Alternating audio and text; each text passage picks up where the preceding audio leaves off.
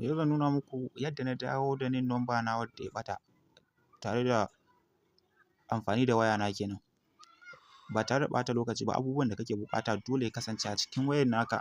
SIM ɗin da kai amfani da shi lokacin da za a maka NIN number kana buƙata, shi ake buƙata ce, shi ne za ka je ta cikinsa kawai za su iya baka dama ka duba.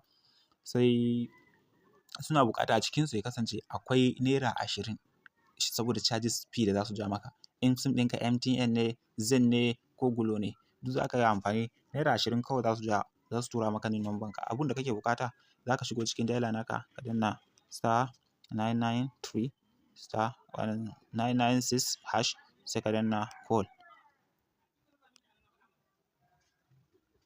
Bayan ya tafi ka danna 3.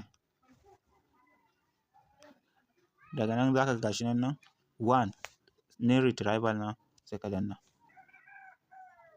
Kana shiga yanzu gashi nan suka ce the service will cost you 20 naira. Enter 1 to proceed. Iya 1 ake buƙata ka danna. Kana danna 1 zai kawai direct ma zai nuna maka NIN number ka ne. Daga nan sai ka kwafe shi kenan. Kai dama damuwanka NIN number kake buƙata. To alhamdulillah. Ni yanzu ba zan yi ba sakamakon babu kuɗi a ciki ko ba da wannan ma NIN number, ba da wannan SIM ɗin na yi NIN number na ba. So sai za ku iya zuwa kuma ku duba naku.